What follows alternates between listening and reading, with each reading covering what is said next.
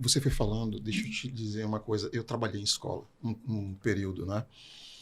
Você fala assim, temos tido avanços, e eu concordo com isso, mas ainda são tímidos.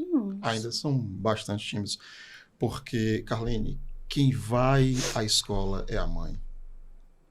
Quem vai para a reunião pedagógica é a mãe. Alguns pais vão, mas majoritariamente esse é o peso da mãe, né? Esse peso ele é cobrado da mãe. O que quer dizer que temos tido alguns avanços, mas temos ainda muito, né, a percorrer.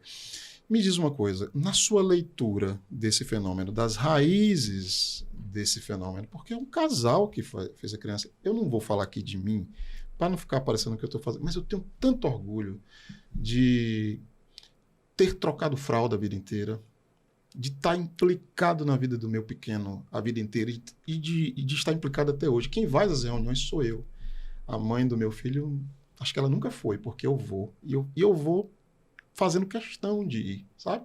É tão gostoso isso que você falou. Isso fortalece tanto o vínculo e enche a nossa vida de sentido.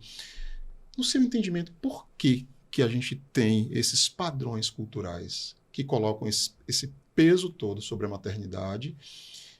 A paternidade, o pai tem as suas funções também, mas o pai se entende como aquele que é provedor, né? Aquele que trabalha fora e tal. Por que assim? Onde é que está a raiz disso? Você já fez essa reflexão? Sim. O que acontece? Tem a ver Acho com que religião. a gente pode ver...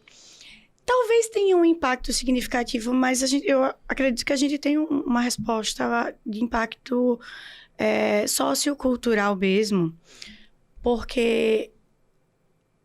Desde essa questão da comunicação sobre o autoritarismo, então a gente tinha o pai que era provedor, sim, a mãe que cuidava dos filhos, o pai que respondia ao chefe, que hoje já não é mais chefe, é líder, e a mulher que respondia ao marido, e a criança que respondia aos pais, que obedecia. Tô falando responder porque eu tô na linguagem do respeito. sim. Mas eram relações de obediência, de submissão. E aí, o que acontece? A mulher entrou no mercado de trabalho e hoje ela tá tal qual os seus parceiros, quiçá até mais, que hoje já não faz mais diferença. Ainda tem muita luta sobre equiparação salarial, ainda tem muito de valorização, de reconhecimento, ainda tem muita mulher perdendo emprego por ser mãe. Sim. Mas o contexto cultural, ele não foi reestruturado para conter, para fomentar uma saúde mental para essa mãe. Porque o que aconteceu? Ela assumiu as demandas de também ser provedora daquela família, única provedora. Como mães solos, por exemplo. Muitas famílias, muitas. E aí, o que acontece? Só que a carga continuou. Porque aquela mãe que cuidava, que dava o banho, que amamentava, que alimentava, que levava na escola, que acompanhava a tarefa das escolas, ela recebeu mais uma função que não é pequena, que muitas vezes ela dura aí 8, 9, 10 horas diárias, ainda em cidades maiores, deslocamento, muito tempo de deslocamento. E só aumentou a carga. Sim, tripla jornada de trabalho, muitas vezes. E aí, o que acontece? E muitas vezes a gente tá falando de uma realidade que a carga aumenta e a distribuição, como você disse agora há pouco, ela ainda vai a passos lentos. Sim.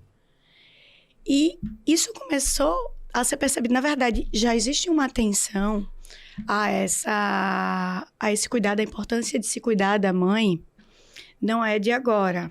O Winnicott, ele já falava da mãe suficientemente boa. Sim. O Bowlby, ele se refere a uma frase que particularmente eu amo: você quer cuidar de um bebê, cuide da mãe. Então, na teoria do apego, então, já tem uma bagagem aí do século passado. Mas eu acredito que o viés para estudar, para dar atenção, tem tido um boom ainda maior nessa década pela questão da percepção de parentalidade desatenta, principalmente a partir das telas. parentalidade desatenta. Desatenta. Adorei esse conceito. Fala um pouquinho dele. Tem muito conceito bom sobre parentalidade. A parentalidade desatenta... Ele está vinculado especificamente à questão das telas?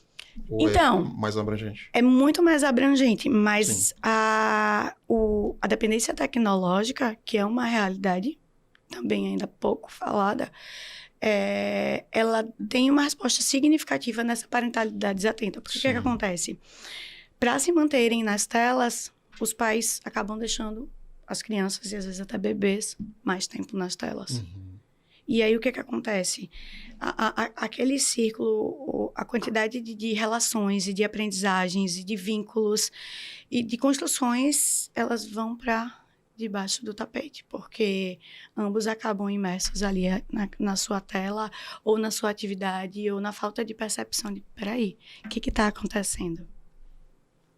Se seu filho começa a ter um problema na escola, se você está ali acompanhando diretamente, você vai perceber com muito mais facilidade, mesmo sem ele falar. Não percebe, não? Total.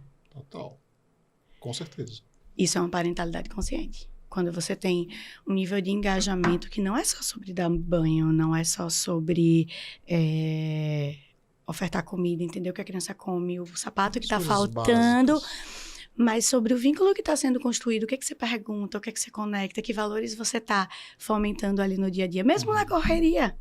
Tem ludicidade também no trânsito, na escola. Sim. Não precisa falar, mas ele não fica no carro se não for na tela. Depende. Que brincadeira está sendo instituída?